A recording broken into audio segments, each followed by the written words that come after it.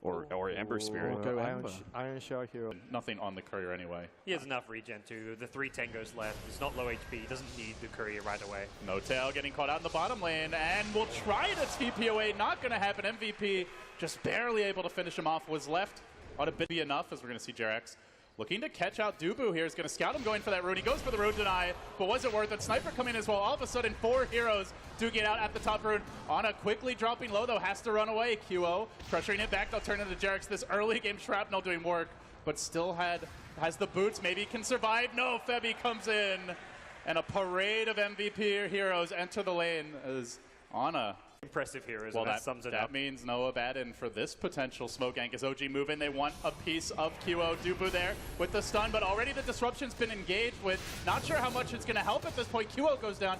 Dubu a bit late, and with Noah bad in, they're able to cleanly disengage so far. There will be still no amplified damage. Keep that in mind as this fight could break out momentarily. S4 going to try to initiate. He gets stunned by the Venge off the bat. Will they try to focus him down? Howl holds the mech as a crucial part of the team fight. Already they've committed the Omni Slash. Now the back goes the other way. Velo being forced back. Purged and controlled. While meanwhile QO in the trees has been isolated. Sniper brought down. The Eclipse raining from above. The Lucid Beams too much. Velo will be the third. Make it the 4th down. OG. Not the craziest initiation, but solid, gods. And they... I mean, the XP advantage is kind of crazy right now for OG. They have a 5,000 experience lead just because of how much MVP are 5-manning. Dubu getting hounded here by Ana as he moves in, finds the Venge, finds the kill to start the fight. That is the power of the Ion Shell plus Flame Guard. And now Velo purged will have to TP out. That leaves Jerax free to roam out of the back lines. So he gets away, Febby into the trees, either mid or bottom, but no, they're hunting for kills now. 2 hero crush. Almost available for Jerax, but they will TP out in time. He will find Febby. Febby doesn't borrow time, so this is going to be a bit of a nuisance to kill. Completely isolated, has no real help. Drops the shield. Now the borrow time. Jerax still hounding him. Just staying in target. He wants that follow-up crush to go for multiple kills, and S4's there with the back. Eclipse coming through. All of that just for the bench thus far. Now the Remnant forward. Ana looking for a bit more. Gets onto the back line. Tries to bring down that Abaddon. Will do so. But the physical damage is a lot. He's got a Remnant back. He barely gets away. Can QO run up the assassinate? He will. But it doesn't matter. Already the body has hit the floor. OG, they've bit off more than they can chew. There's a buyback from the Abaddon. The kind of fight that MVP love to get, where they can chase you and isolate you and pick you off one by one. Now NoTail looking for the deny. Fly has fallen. He won't get the neutral deny. It's 4 for MVP. Many easy pickoffs here. Going for the BKB. Do you think they can actually find them? As I say that, Jerax going for the crush, then the TP out. Will 4FF the damage. He just does huge, the mat. Yeah. Brains him now with the Sakuchi, as well as the Geminate attack. Nice pick there. But there is a fight brewing now, as NoTail's going to get caught out in the mid lane. Disruption to try and keep him alive a bit longer. NoTail too low to even bother with an Eclipse. He's down for the count. Now the stun on Fly. This is the kind of chaotic fight that MVP live for. Can Fly make it away? Looks like the Urn Charge should be enough to take that Shadow Demon down. The counter Urn Charge, a bit too late. He will fall, and S4-2 make it 3 just like that. No buyback on Luna. Instantly, MVP on a silver platter have been gifted. And abilities ready to go now.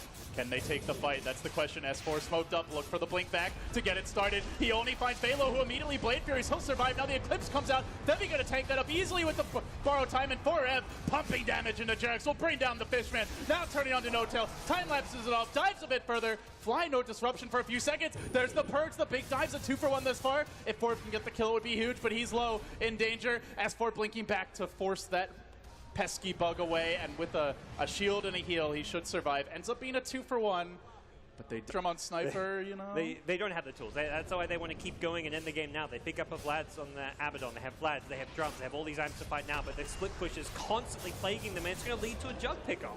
Good pick there. It's the level 2 amplified damage now, and with the Jug dead for 50, OG with the way of MVP, take it a bit later, play it nice and slow, and they can start to pull ahead. As I say that, Jerax maybe going to get caught here, does get isolated, assassinate, Feudal Crush, down he goes. They want to really... A nice pick, but again, look at the top lane. Yeah, Ana's already in the base, he's shoving in the creeps, he's wailing away at the tier 3.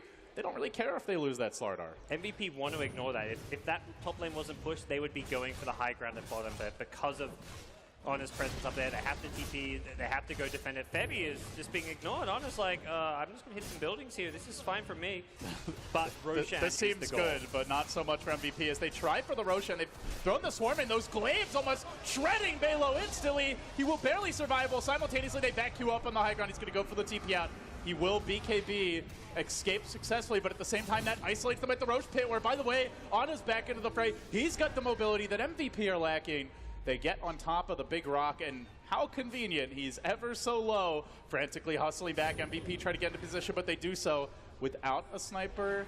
BKB at the same time. S4 won't have the wall for this fight, but this Luna illusion, such a pestilence. QO just continuously being forced back, and they just don't have the clear for these. Honor's a bit low, which could be a bit problematic. He can't really play as aggressive as he'd like. Oh, this is going to be their Roche gods. There's Roche. And easy Aegis, thank you very much, says No Tail. Makes life a... Yeah. It's pretty, though. He's just like, okay, I'll back off, wait for you to defend the other lanes, then I'll start hitting your range tracks again. Honor needs to be a little bit careful from QO's damage, but... I mean, he might be able to force that BKB out for free, though. MVP's defenses are split, and that's where Shadow Demon Illusions just destroy your base. One range track's down, now they'll get to work on the melee. At some point, MVP have to engage, and they're going to lose another range track. Honor's already taken top. They might re-engage here with the Blade Fury committed by Velo. He's even going to Manta, and as you mentioned, that's now 2 range tracks down. A melee nearly finished off bottom. Completed Hurricane Pike going to come, and finally MVP, they've had enough. They want to leave the base. They want to get aggressive. They're going for the wraparound, but is this going to be the wraparound of dreams that they so sorely need? Velo smoke gonna break. There's a Dire Ward to scout this out. Jerax even thinking about going in.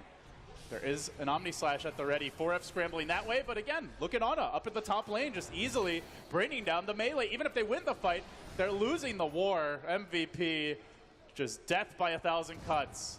It appears to be the story of this game number 1.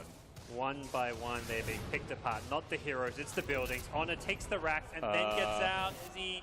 Yeah, he's overstepped his boundary. I mean, honestly, probably worth it. Not ideal. Still gets the melee. All right. And now tower's down. You can just safely push with the SE Illusions, or you can do that. Oh, just going to initiate immediately. Borrow time from Febby as he tries to hang on through this. Velo will survive, but they've lost their Weaver. Is going to have to buy back, rejoin the fight. Velo low. The Glaives continue to pursue. Febby now on the run, and that's it. MVP completely overrun by the OG Swarm come late game. Is Ana off with your head, little man, he says. We'll take care of QO, and OG just seeming very prepared. What a great Ember pick that was. Yeah, it's something we kind of talked about while we were watching the draft. Is like, OG is one of those unusual teams. They chose second pick, and one of the views of second pick is you get that 10th pick of the draft, that last overall pick that cannot be counted, and they made it count. They last pick an Ember Spirit with no counters in the pool. Often